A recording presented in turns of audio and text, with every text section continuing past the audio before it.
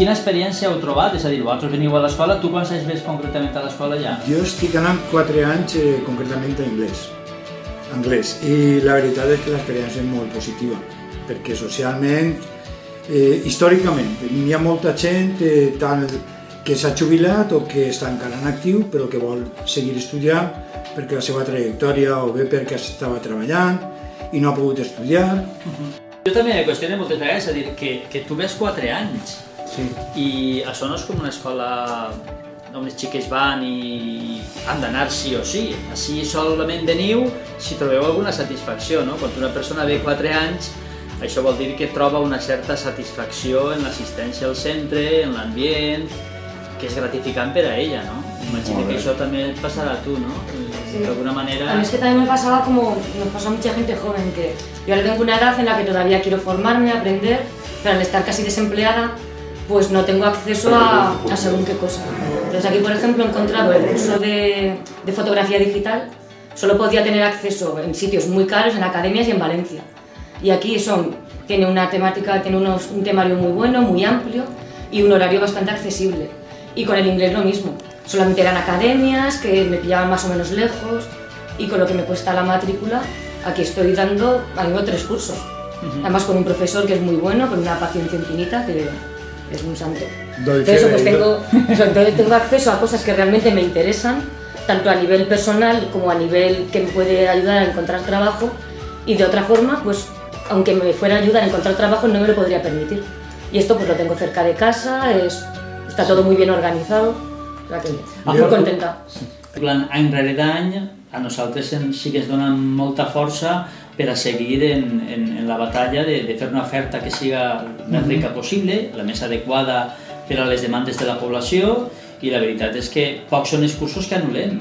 Cada any hi són més de 60 cursos. Si contem després els valencians, la Junta Qualificadora de Valencià, la formació bàsica, estem parlant de 75 o 80 cursos cada any. Per tant, és a dir... Y la gente demandando más, porque el de inglés, por ejemplo, enseguida se acaban las matrículas, sí. O el de fotografía estamos demandando un tercer curso, como para ampliar más criterios que todavía no, en primero y en segundo no se llegan a abarcar. Sí. O sea que estamos contentos con los profesores, con la temática. Sí, però és difícil perquè intentem donar oportunitat a tots per a que tots els que quedin interessats no fem reserva de matrícula, perquè la gent es queixaria també de que, caram, sempre estan els mateixos, no? Els que tenen un any ja tenen la matrícula garantida. Això ho intentem, és a dir, cada any són l'oferta de places, tot el món pot vindre a matricular-se. I té que espavilar-se, i per això venen tan pront. L'últim cosa és que, afortunadament, l'escola d'adults, el hàndicap que molta gent podria pensar que existia, que era que hi hagueren persones majors i persones joves en un diferent nivell, en unes expectatives diferents, això pot convertir-se en algo molt positiu per a les persones, perquè se n'adonen que al final, al fi i a la cap, totes les persones venen a aprendre, unes tenen un ritme, altres, unes van molt ràpid en l'aprenentatge, però les que van més ràpides també ajuden als que es costa més. Per tant, és molt important que l'escola d'adults siga un catalitzador de les inquietuds culturals de tota la població, ja sigui a un nivell cultural baixet, inclús sense tindre la formació bàsica, o inclús persones que tenen dificultats per llegir i escriure, i persones que són titularis superiors. Cada any a l'escola venen aproximadament més de 30 nacionalitats diferents.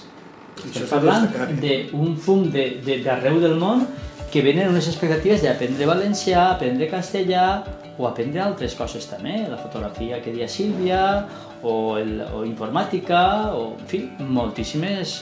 I també venen de moltes parts d'Espanya que arriben a València, venen a viure al Fafar. Què puc fer? L'escola és un lloc de referència per a la gent que ve de fora i que s'incorpora al Fafar.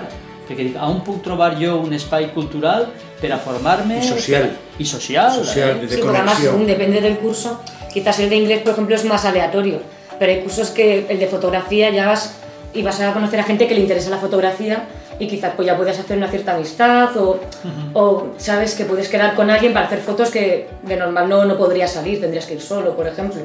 O lo de los bailes de salón y todo eso. Son cosas que ya requieren una cierta especialización, digamos, y vas a encontrar a alguien afín a ese gusto. Pero eso también está muy bien. para conocer a gente con tus mismos criterios. Últimament també estem intentant que la gent siga conscient de que l'escola també és un referent cultural, encara que no vinga a formar-se, sí que s'ha de convertir també en un espai lúdic cultural. Per exemple, el senderisme és una activitat que començarem per dir, bueno, anem a fer senderisme perquè n'hi ha gent interessada, però realment ara el senderisme és una referència a l'escola. Cada vegada que fem un senderisme omplim l'autobús. L'última vegada, no sé si recordeu, vam tindre que fer 2 dissabtes seguits pràcticament, perquè la demanda va ser tan gran que vam anar 2 autobusos, un dissabte un autobús i un altre dissabte un altre autobús, perquè tampoc havíem en el restaurant un mateix dia i tampoc és convenient anar 100 persones per la muntanya o 120 persones per la muntanya, tots junts.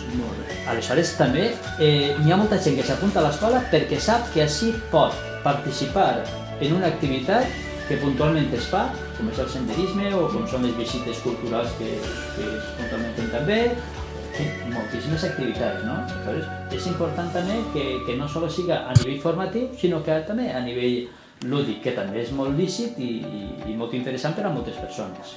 Efectivament, es canvia l'actitud. Hi ha persones majors que només per el fet de vindre a l'escola es canvia l'actitud. Estan com més joves, parlen de les experiències que han tingut, poden contrastar. N'hi ha ames de casa, tant gent jove, repetís, com gent major. L'ama de casa tradicional, per situació social, que està sempre en casa, té l'oportunitat d'eixir per l'esprà, fer-se el cafenet, estar amb les amigues, xerrar amb gent jove, amb gent major, i té una altra actitud. És fabulós per tot l'espai. Fantàstic en aquest aspecte i estic completament d'acord amb vosaltres. Bé, jo crec que està molt bé que tinguem aquestes converses perquè a tots ens agrada que l'escola siga un referent i jo de veritat que estic molt content de que mantinguem de quan en quant algunes converses. Us agraïm moltíssim que vingueu de quan en quant a xerrar amb nosaltres i les vostres inquietuds, els vostres desitjos, les vostres queixes, si ne teniu, o crítiques, que sempre poden ser molt positives per a nosaltres. Així que moltes gràcies per la conversa que hem tingut. Gràcies a vosaltres. Vinga.